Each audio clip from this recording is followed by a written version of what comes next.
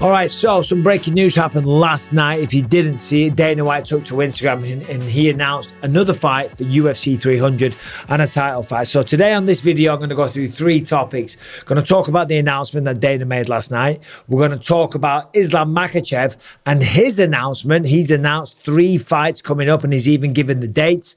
And we're also going to preview the fight card this weekend. Johnny Walker versus Magomed Ankalaev 2 going down at the Apex in beautiful Las Vegas, Nevada. So, first of all, Dana White took to Instagram, as he does lately, announcing the fights. And the latest one that he announced was a title fight for UFC 300. And it is Yan Xiaonan taking on Zhang Weili for the strawweight title. In an all-out Chinese affair, this fight will be fantastic. And it will add to an already fight card. UFC 300 is shaping up nicely. But Dana never said it's the main event. And he also says that tomorrow he's going to announce 2 more fights for UFC 300. So maybe by the time you're looking at this, maybe they've been announced or probably not. But Yan Xiaonan versus Zhang Weili, that's an incredible card. I mean, Dana hyped it up perfectly himself. All right, everybody. On August 13th, 2019, history was made when Weili Zhang beat Jessica Andrade to become the first Chinese champion in UFC history.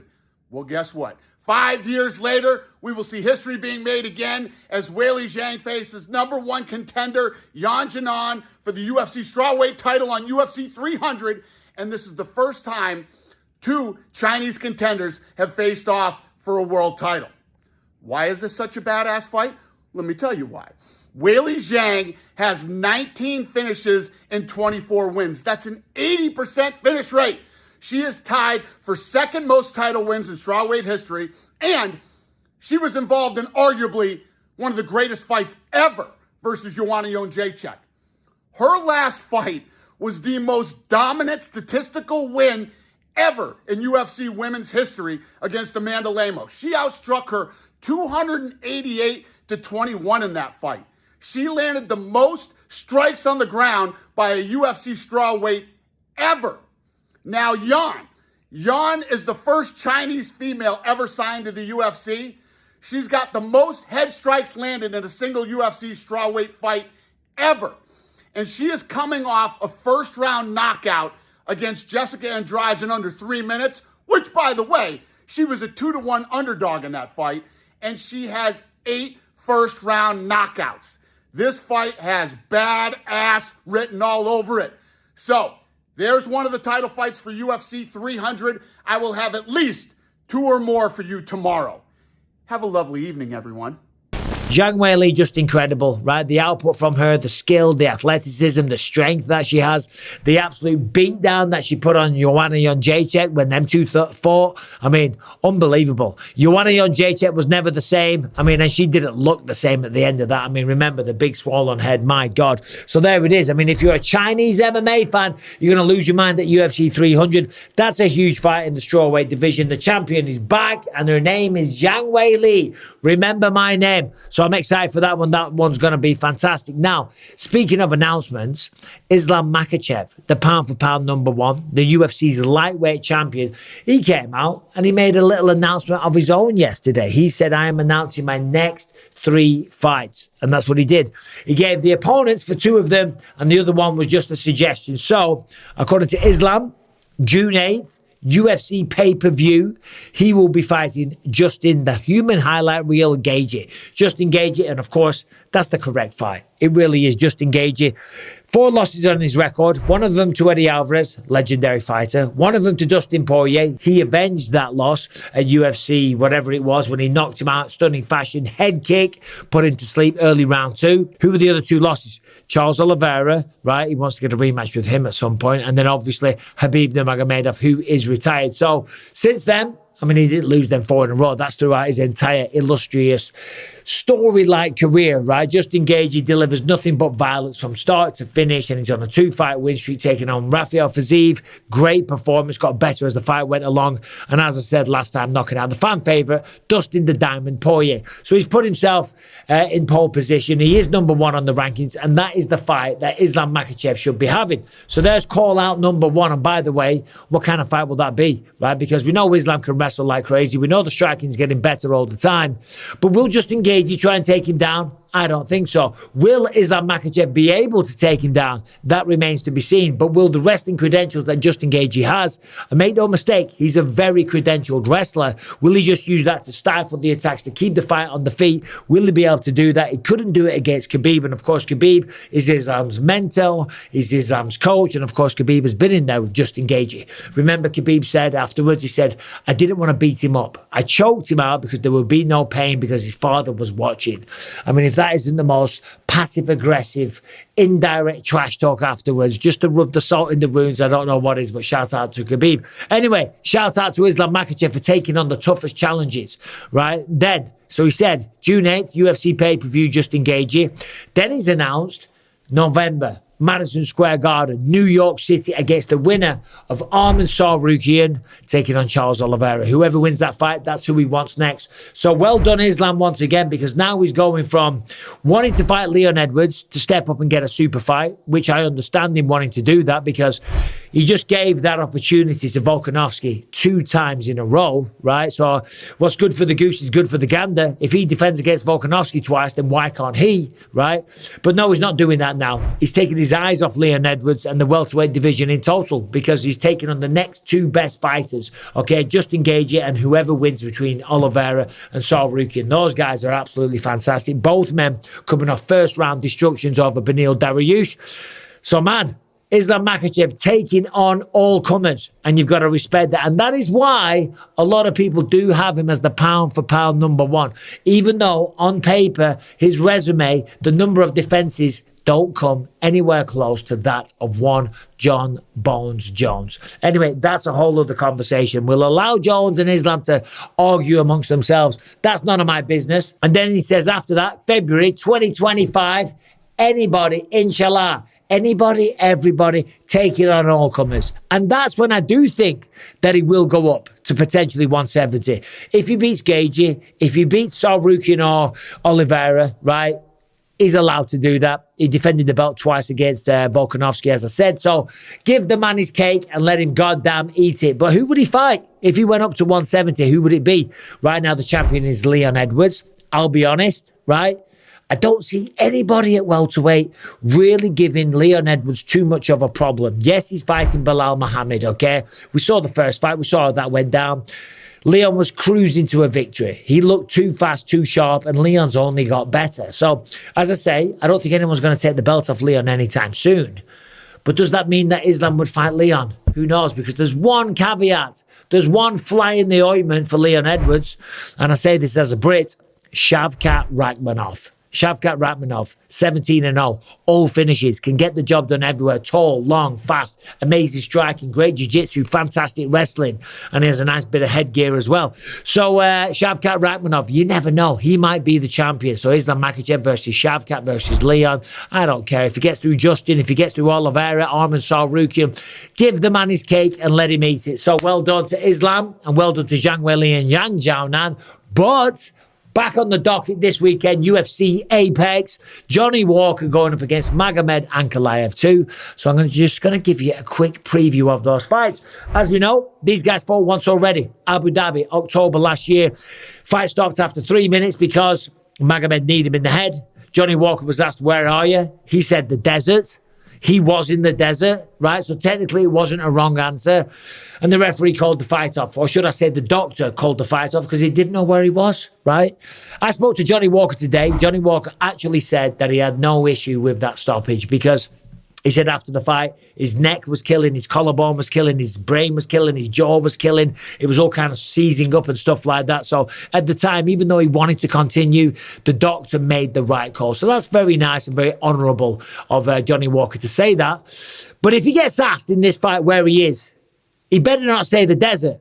You know, because technically, once again, he would be correct. It's going down in Las Vegas. He's in the desert. But if he says the desert, just don't say the desert, Johnny. If for some reason Magomed Ankalaev knees you in the head again, don't say you're in the desert. Say you're in the UFC octagon. You're in the Apex. You're in Las Vegas. Anyway, so this fight, what we did see, right, what we did see in that first fight was that Johnny Walker was probably stronger. And Johnny Walker has a very good potential for stopping his takedowns. The reason I say that is because I forget the exact transition. Johnny threw a strike. Magomed turned it into a takedown attempt, ran him up against the fence, kind of forced him down to one knee, but couldn't get him on his back. And I was speaking to Johnny, as I said, and that gives him a lot of confidence. He said he had me in a bad position and he couldn't complete the takedown. And he had to actually resort to kneeing me in the face. I doubt Magomed did that on purpose. In the cold light of day, you don't want to cheat. You don't do that, but you get carried away in the moment. The adrenaline's running through your veins like crazy. And all you want to do is finish your opponent in front of you. So it was a bad choice. He was responsible for his weapons, and that's why the fight was called off. Probably should have been a disqualification, but it was a no contest. But still, that's another video that happened 4 months ago, 3 months ago, whatever it was. But he did get Johnny Walker down a little bit, but he couldn't complete the takedown. So that will allow Johnny Walker, because he is confident now that he's stronger and that he can stop the takedowns, to be a little bit more creative on the feet, to let go with the striking. I think when you break these guys down, listen, Magomed's by far the better wrestler. And he's probably a more technically and fundamentally sound striker, right? But I think Johnny Walker's more dangerous on the feet. Johnny Walker is explosive. He's unpredictable. Ever since he came to the UFC, knocking people out with weird, crazy maneuvers and explosive strikes and things that are very, very unorthodox and hard to predict. And that's the danger of Johnny Walker. I mean, look at the fight against Magomed. Magomed threw a body shot. Johnny Walker actually admitted today, because I asked him about it, it did hurt him a little bit, so he reacted, and I thought he was playing possum, and then he jumps up in the air and comes this close to connecting with a flying knee. And make no mistake, that would have knocked him out if he connected. So I think on the feet, Johnny Walker gets the job done. Magomed Ankalaev, his path to victory is to use the striking to close the distance and look for a takedown. I can't give a prediction because I will be in the commentary booth. I'll be at the hot seat, the finest seat in the house, and I would be a prick if I gave a prediction. So may the best man win. Co-main event, it's another rematch. Matheus Nicolau taking on Manel Kopp. First time they fought, Matheus Nicolau got the job done. Since then, though, Manel Kopp has been on an absolute tear. Remember, when he first came to the UFC, if you're not too familiar with Manel Kopp, and you should be, he's a tremendous fighter. He came in with a massive resume behind him and a lot of hype. He was fighting out in Rising in Japan in a ring. And he says that it took him quite a while to adjust to fighting inside the octagon. Now, his first fight was against Alejandro Pantoja, the flyweight champion, an incredible fighter, and that went to a decision. And then he lost against Matheus Nicolau. Now, maybe that had some kind of effect on him. Maybe it affected his confidence coming off a loss in a new organization with a lot of pressure, because the output was not very high. And that's what kind of cost him in that fight. And he knows that coming into this one. So Manel Kopp is going to come out. He's going to be very, very aggressive. He's going to look for the knockout. He's going to look to land that uppercut. In the second round last time, in the first fight, he landed an uppercut, and it actually caused a detached retina for Matheus Nicolau. And that actually gives Nicolau a lot of confidence. You would think that that would, make him a little bit nervous stepping back in there with a fighter that detached his retina. I know only too well that is very likely a career-ending injury. For me, they repaired it. It tore again. They repaired it. I got glaucoma, so on and so forth. And as we all know, now I sit here blind in this eye. Nicolau, though, did get the job done and managed to pull it back and won a close decision. But Nicolau, same thing. He doesn't have the highest output. He kind of dances around the octagon. He trains at Nova União, the home of legendary Jose Aldo, the home of Jose Aldo and so many great fighters, and legendary coach Andre Pederneiras. Very technical, beautiful on the feet, great jiu-jitsu, good wrestling, good all-round game, and very experienced. But he does take his time, and he does look for the perfect shot. And he's coming off a loss as well to, Brandon Royval. So he's got to be careful with that. So what else have we got on the card? Because there's some other good fights on here. Jim Miller, he's taking on Gabriel Benitez. He will not be taking on Brock Lesnar. You might have saw me and Anthony Smith were talking about this. How many Jim Millers would it take to defeat Brock Lesnar? I said 2 or 3. Anthony Smith thinks that Jim Miller would have a 50-50 chance of beating Brock Lesnar, right? And we asked Jim Miller about it today, and he said, yeah, he'd have a go. Who else? Ricky Simone's back in action against Mario Batista. And Phil Hawes opens the main card against Bruno Ferreira. Also got the legendary Andrei Arlovski, who must be about 950 years old by now. The man is still going in his 175th mixed martial arts fight. Of course, I'm being silly there, but he has been around forever. Let me just look at his record here real quick. The legendary former heavyweight heavyweight champion, Andrei Arlovski. I mean, the accolades of this man are unbelievable, right? Most fight time in the UFC, tied Donald Cerrone for the second most wins, interim heavyweight champion. He had one defense of that. One defense of the interim heavyweight title. Interesting. Tom Aspinall. I couldn't think of anybody that defended the interim belt, but look at that. Andrei Arlovski did that. He was also the heavyweight champion as well, and he defended that one time as well. But he made his UFC debut. You got to scroll all the way down here. He made his UFC debut in the year 2000. And here we are, 23 years later, and the man is still going strong. Granted, okay, bit of a patchy record these days. He's 44 years old. He's got a lot of miles on the clock, 34 wins, 23 losses, 58 professional fights, a Hall of Famer in every stretch of the imagination. Matthew Semmelberger's on there, Farid Basharat taking on Taylor Lapillus out of France. So top to bottom, a great night of fights. So there we go, a marathon 15-minute video for you there.